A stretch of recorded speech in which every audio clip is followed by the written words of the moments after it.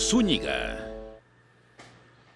Y esta tarde nos acompañan en Mega Noticias Debate Fernando de Borac, analista y consultor político, Juan Carlos Villarreal Martínez, profesor de tiempo completo en la Universidad Autónoma del Estado de México, director del Centro de Planeación Estratégica y Prospectiva Política. Fernando, Juan Carlos, gracias por estar con nosotros esta tarde en Mega Noticias a Debate. ¿Qué relevancia, qué importancia, qué efecto tendrá esta manifestación ciudadana en el proceso electoral que inicia ya mediante las campañas el próximo 1 de marzo y que concluye con la votación del 2 de junio? ¿Tendrá un efecto, Fernando, esta marcha ciudadana?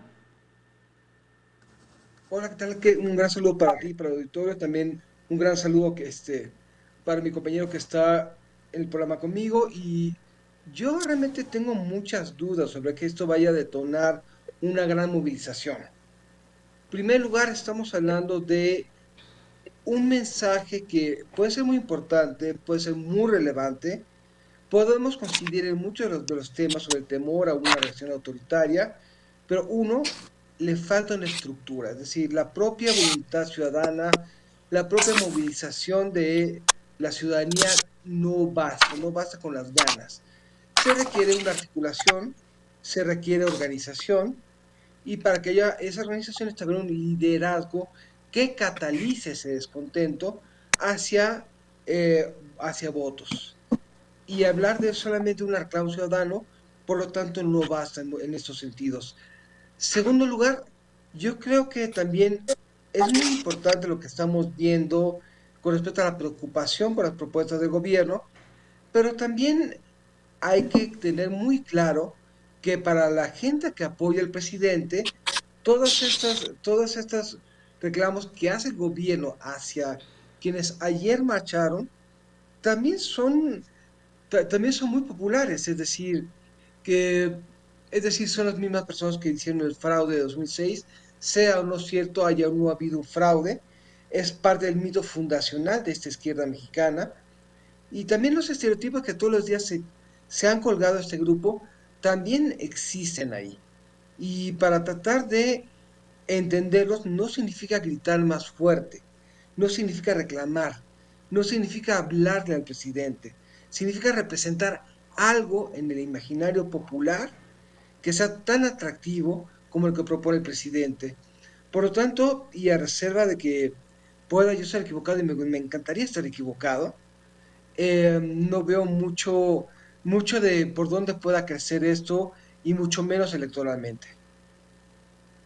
Sí, Juan Carlos Villarreal, la misma pregunta, profesor. ¿Tendrá efectos esto en las urnas? Yo creo que ya Fernando ha explorado con claridad los escenarios. Yo solamente agregaría datos para que el auditorio tenga más elementos. En la actualidad, Morena es la primera fuerza política en el país, tiene mayoría en la Cámara de Diputados Federales, tiene mayoría en el Senado, gobierna 22 estados del país y la suma de estos 22 estados equivalen ahí por el 69% de la lista nominal. Entonces, este tipo de manifestaciones sí vienen a contribuir, digamos, a darle espíritu de cuerpo a una oposición, aunque la marcha no estaba programada para fortalecer a la oposición, sí viene a darle un impulso que, hay que decirlo, los partidos políticos no han encontrado por sí mismos. No es la primera vez, tienen que recurrir a la sociedad civil para encontrar ese impulso que su candidata, su discurso, la campaña no han conseguido. Y entonces yo lo limitaría a ese efecto. Tiene un efecto mediático, fortalece las intenciones de este grupo, fortalece, digamos, el antiobradorismo, lo viene a fortalecer, pero los datos duros ahí están. Y en los datos duros Morena tiene prácticamente más del 60% de la lista nominal gobernada en estos momentos, probablemente reduzca su cuota este año, pero todos los datos nos parecen llevar a que tendrán mayoría en ambas cámaras y muy probablemente ganen la mayoría de los gubernaturas que se renuevan. Entonces, creo que el alcance de esta marcha pues va a ser, digamos, importante, pero no va a cambiar la fórmula que en este momento conocemos de la competencia. Sí, ¿qué cuenta saca Lorenzo Córdoba y los organizadores de esta manifestación en la Ciudad de México y en varias ciudades del país, en donde hubo oradores? Estuvo Lorenzo Córdoba, estuvo Leonardo Valdés, por ejemplo, en Hermosillo. Bueno, y así personajes que hemos visto que han encabezado estas organizaciones civiles o han estado cercanas a estas organizaciones civiles, y todos coinciden en que las elecciones están en riesgo, las elecciones libres, auténticas y equitativas están amenazadas ante el plan de iniciativas que presentó el mandatario federal. Pero, a ver, Fernando, no tiene los votos Morena para que pasen estas reformas. Los pudiera tener el 2 de junio en las urnas y a partir de septiembre quizás se pudiera concretar algo, pero en este momento, ¿cuál es el riesgo que advierte Lorenzo Córdoba, que advierten los organizadores de esta manifestación? Bueno, en realidad es cierto, Morena no tiene los votos para sacar adelante esto, y de hecho se pretende que desde hace unos días hasta mediados de abril ya comenzaron los foros de consulta dentro del Congreso para llevar a cabo posibles aprobaciones de iniciativas hacia los últimos días de esa legislatura. Yo estoy seguro que, como ha venido haciendo desde hace 2 años con el tema de la reforma eléctrica, como el tema de la reforma política y demás, él quiere premeditadamente que se dictaminen. Naturalmente, todas estas ideas, todos estos planes van a ser aprobados por aplanadora en las comisiones y van a ser derrotadas en el Pleno.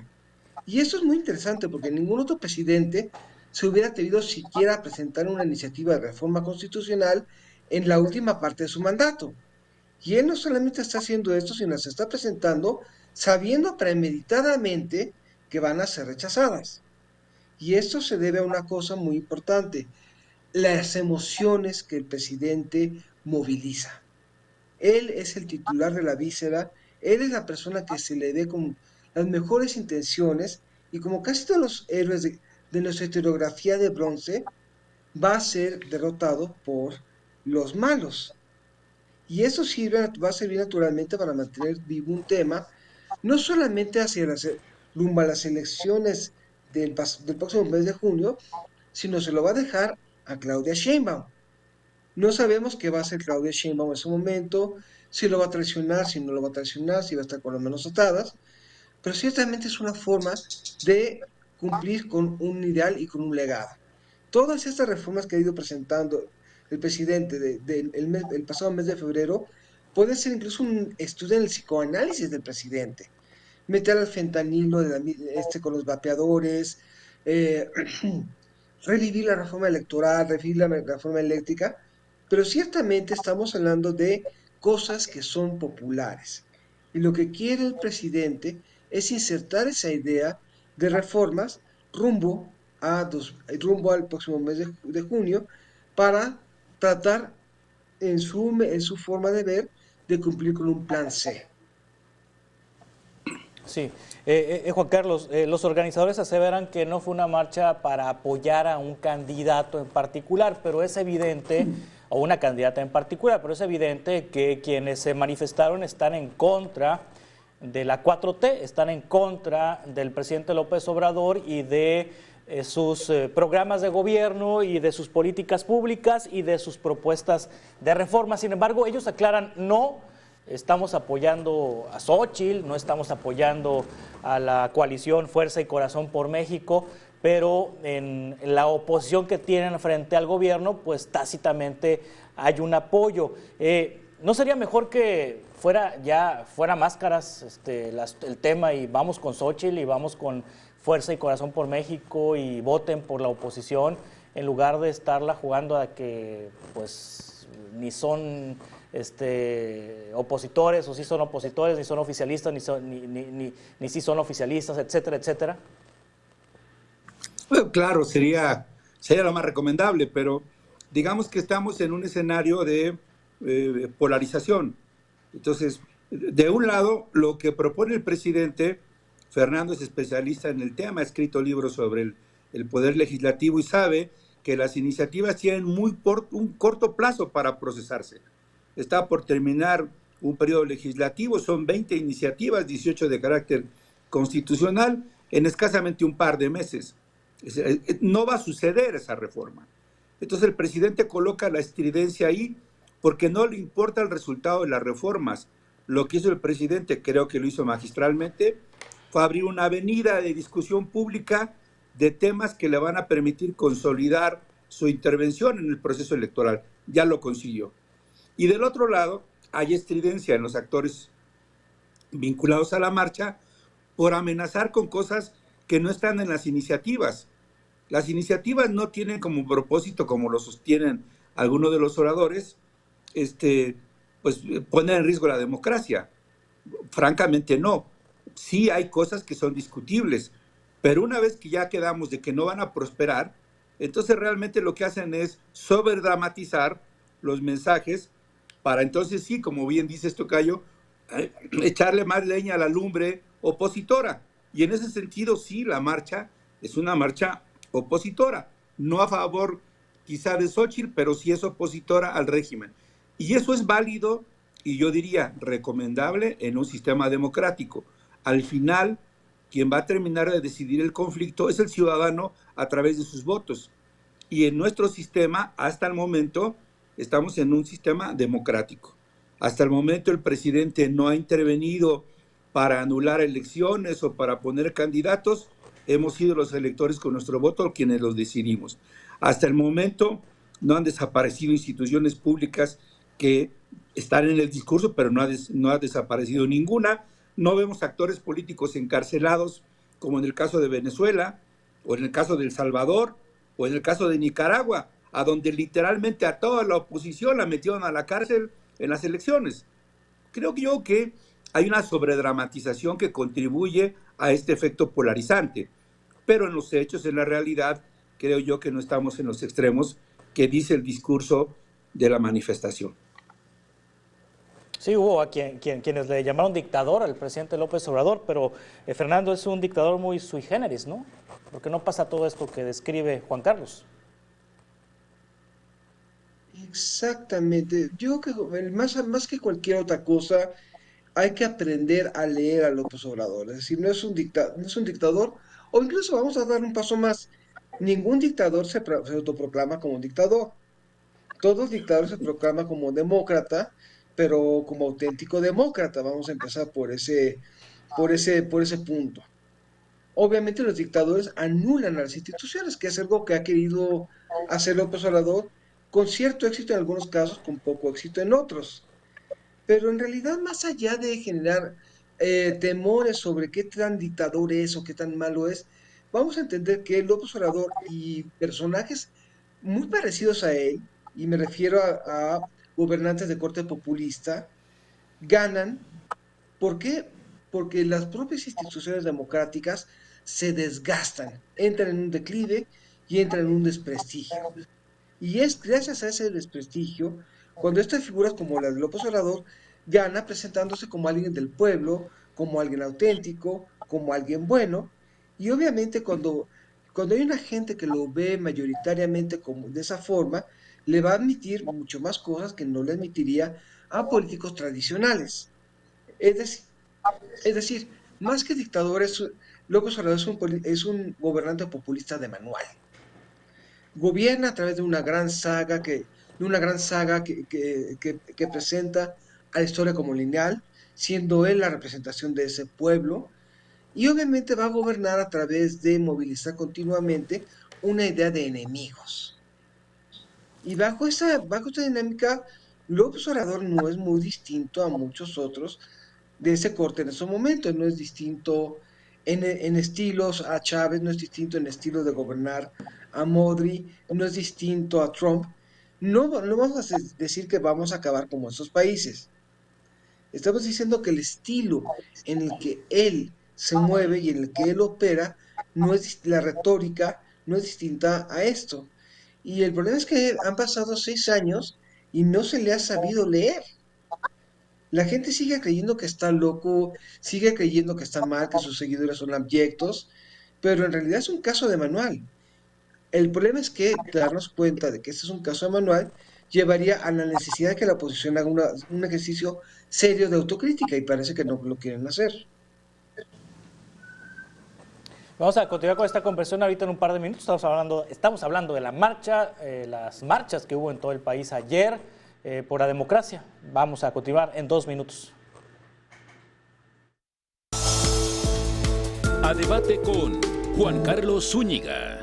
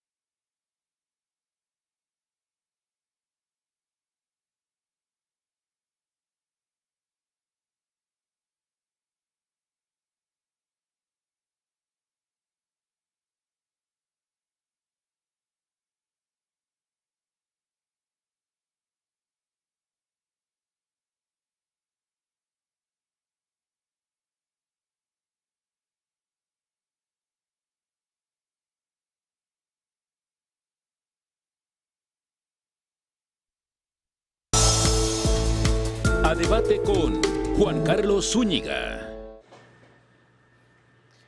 Continuamos en Mega Noticias a debate. En su discurso, Lorenzo Córdoba señaló que la democracia y su subsistencia solo depende de la ciudadanía. Agregó que la democracia no es un regalo del poder, es una ganancia de los ciudadanos y se debe defender. Hoy, desde el poder, quien llegó a ese primer piso por la libre voluntad de la ciudadanía, pretende destruir esa escalera para que nadie más pueda transitarla.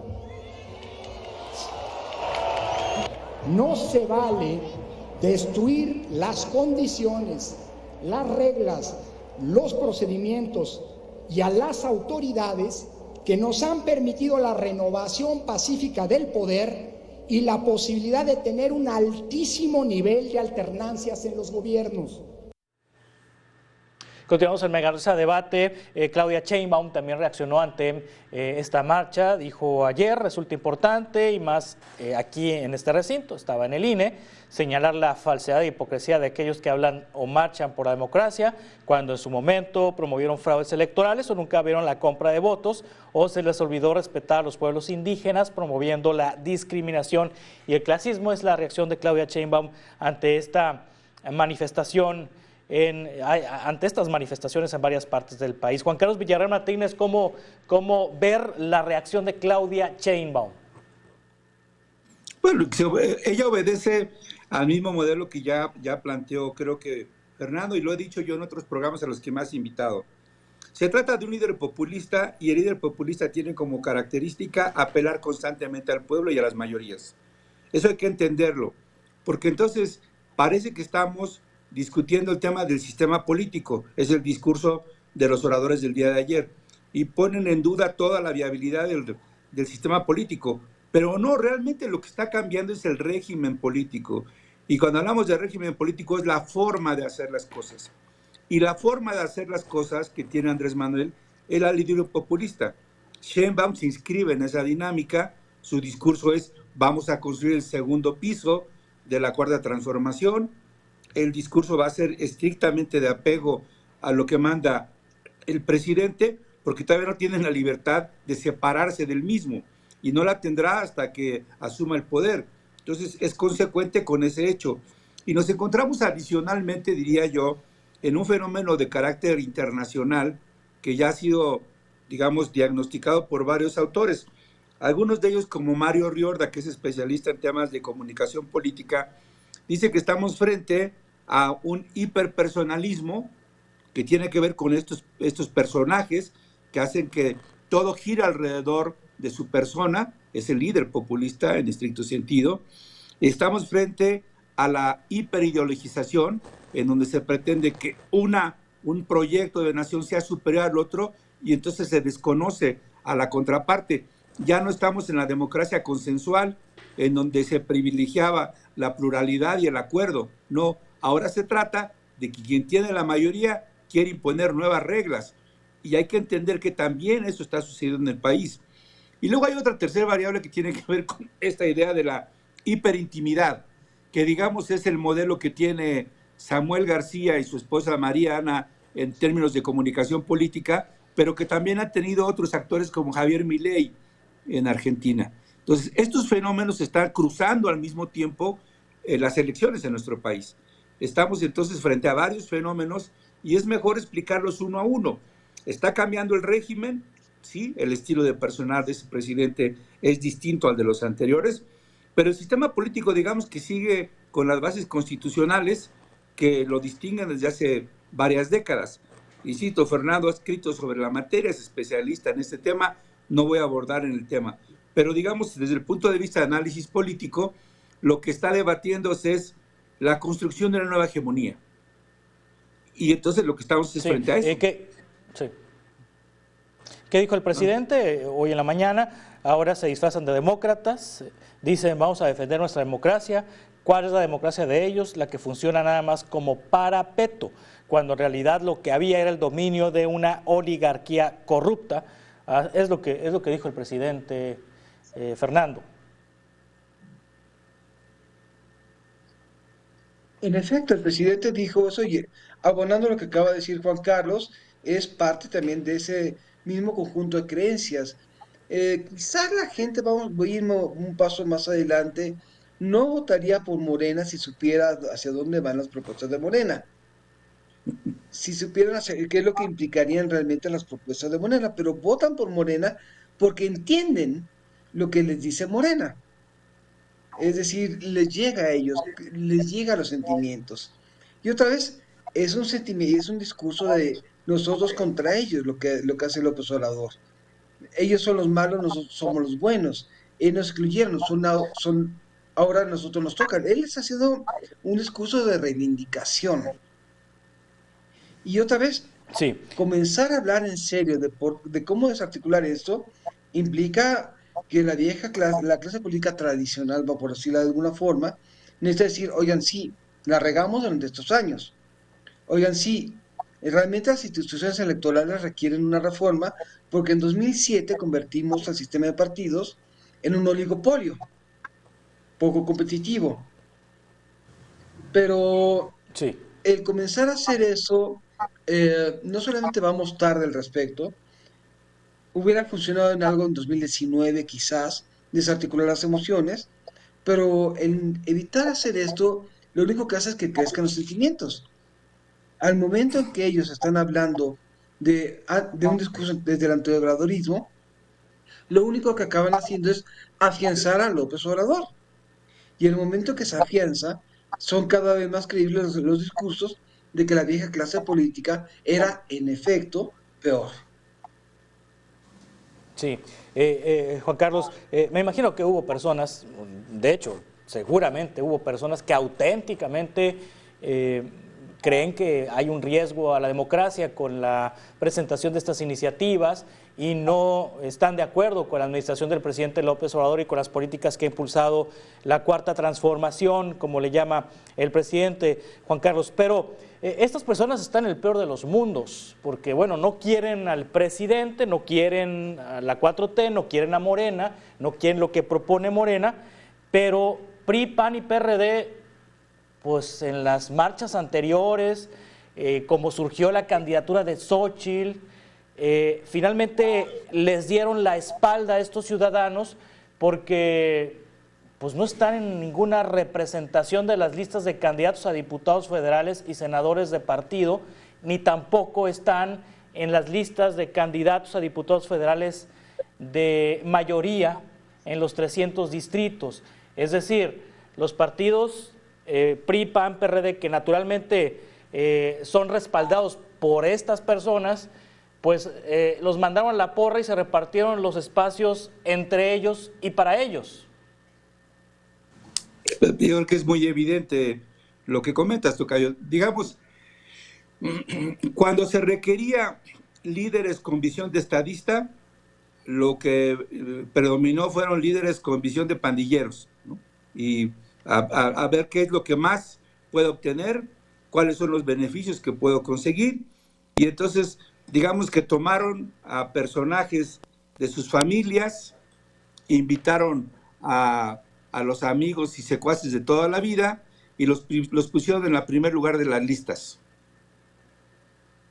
Creo que se desconectó la transmisión en mi caso. Sí, le estamos escuchando bien, Ok. Sí, estamos escuchando entonces, bien. Sí. Bueno, entonces el tema de esta oposición es que es una oposición bastante chata y bastante débil.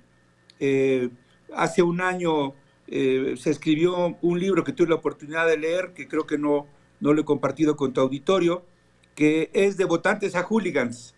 Este texto, que es de Torcal, de Mariano Torcal, alude a este fenómeno que hemos estado comentando esta tarde. Y para el lector moderno, el tema ideológico ha quedado a un lado. El tema de la propuesta ha quedado a un lado. Incluso el tema de los personajes ha quedado de lado. Lo que hoy domina son sentimientos vinculados a los colores, como si se tratase de un partido, y entonces esta posverdad que domina el discurso político termina por omnibular a los electores. Entonces yo estoy en contra de aquellos, no por una definición propia, solamente porque no coincido, y entonces para mí es suficiente. Si ellos son morados y yo soy azul, todo lo que es morado simplemente no entra en la lógica de asociación, de discurso y de defensa. Son mis adversarios, como serían los hooligans en este símil que hace Torcal. Estamos en ese fenómeno en casi todas las democracias contemporáneas de los últimos años. El tema de las iniciativas, de los programas, los partidos políticos los dejaron de lado. Si ustedes revisan los discursos de los aspirantes, no hay ninguna iniciativa medianamente construida para convencer a los electores. La gran parte del discurso se lleva de diatribas, de ataques, de descalificaciones. Y entonces es muy difícil así construir un frente opositor cuando no hay alternativas para los electores. Y tampoco lo hay en este ánimo que ya hemos dicho. De un lado, un líder populista, de otro lado, una sociedad dominada por las emociones y, digamos, falta de planteamientos racionales de los partidos políticos. Estamos en un escenario complicado, no somos el único país, solamente registra que contra la Constitución Bukele se religió, que en Nicaragua el presidente en turno metió a la cárcel a todos sus contrincantes, que en Bolivia en Ecuador la familia del presidente un día ventila escándalos de corrupción y al otro también, y estamos con un presidente como el de Argentina que ganó contra todos los pronósticos. Es decir, estamos en una situación en el mundo en donde estamos en una serie de dilemas muy complicados. Entonces, México no escapa a estos fenómenos. Sí, Fernando, a Josefina Vázquez Mota le preguntaron sobre esto, justamente, sobre estas candidatas y candidatos en las listas de plurinominales, en las listas de mayoría relativa en los 300 distritos, y Josefina contestó, es lo que hay. Es lo que hay. Hace unos días, el viernes pasado, conversaba con el expresidente del IFE, se me fue su nombre, el que estuvo Luis hace Carlos Ugalde. 2 administraciones. No, Ugalde no, más adelante, ya era, es IFE, el último presidente del IFE. Bueno, ahorita me voy a acordar. Ahorita me voy a acordar.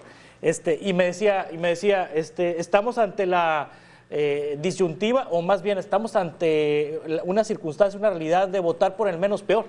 Y estos son menos peores que los que actualmente gobiernan.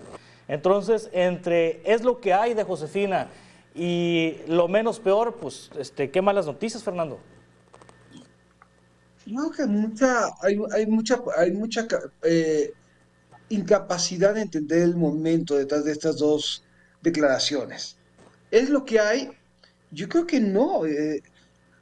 La mejor forma de comenzar a reconstruir el sistema de partidos es darnos cuenta de que no nos va a salvar la élite política que en 2012 nos obligó a las mayorías a que votaran por Morena por su incapacidad y corrupción. Por lo tanto, esa élite política debió de haberse retirado en algún momento de 2019 y 2023. Pero son personas que prefieren morir en la raya en lo que llegan sus partidos al 3% al 3% de votación en lugar de reinventarse. ¿Es lo que hay? Desde luego que no. Yo creo que debe haber una renovación generacional y en muchos países donde se agota una élite, tiene que haber un recambio generacional. Lo que le pasó al Partido Popular durante todo el gobierno de Felipe González, hasta que salió un ASNA, que es otra generación distinta, y volvió a ser competitivo al Partido Popular. O Anthony Blair con el caso del Reino Unido en 97, con el New Labour. No estoy diciendo que sean mejores élites políticas. Lo que estoy diciendo es que entienden mejor qué es lo que pasó en esos años y son creíbles para relanzar un proyecto de un partido político. Y aquí en México hay muchas generaciones nuevas con formas distintas de comunicarse, con mejor carisma y que están completamente libres de las acusaciones del presidente, pero no están promoviéndolas. Prefieren morirse en la raya poniendo a los amigos, sobrinos, parientes y hermanos en las listas de representación proporcional, en lugar de voltearse abajo y ver a todos los liderazgos jóvenes que los tienen todavía para impulsarlos. Y ahí no es por el menos peor, siempre es elegir por el menos peor en una democracia. Es decir, van a llegar siempre gente que tiene la ambición por llegar al poder. Y aquí el tema es, Sí. sí, va a ganar el menos peor, pero ¿qué significa el menos peor? Y si lo vamos a reducir todo en una situación de buenos contra malos, oposición contra Morena, pues sí vamos a sacar sapos. Pero creo que hay que comenzar a ver desempeños ahorita. Por ejemplo, el partido que más apostó en las elecciones de 2021 a reelección inmediata de sus componentes fue Morena, cosa que no está haciendo la oposición. Y aquí, en ese sentido, buena parte de la evaluación ya está en nuestra cancha. Sí. Leonardo Valdés es el expresidente del IFE que mencionaba, que citaba. Vamos a continuar esta conversación ahorita en un par de minutos. A debate con Juan Carlos Zúñiga.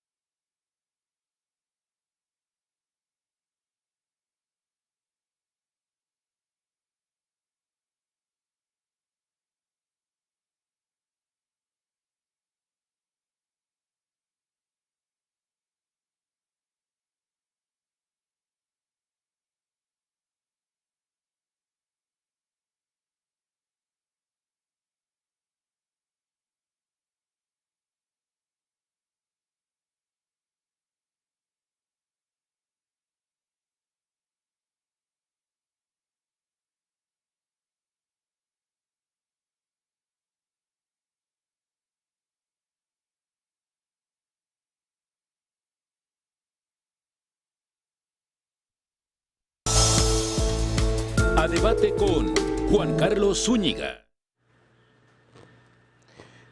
Continuamos en Mega Noticias. A debate, Fernando Dvorak, analista y consultor político, Juan Carlos Villarreal Martínez, profesor de tiempo completo de la Universidad Autónoma del Estado de México y director del Centro de Planeación Estratégica y Prospectiva Política. Ya en la parte final, Juan Carlos, para los asistentes de esta manifestación, para los testigos de esta manifestación, ¿qué les queda en los próximos meses antes de la elección? Y a manera de conclusión, una reflexión, Juan Carlos. En un minuto, por favor.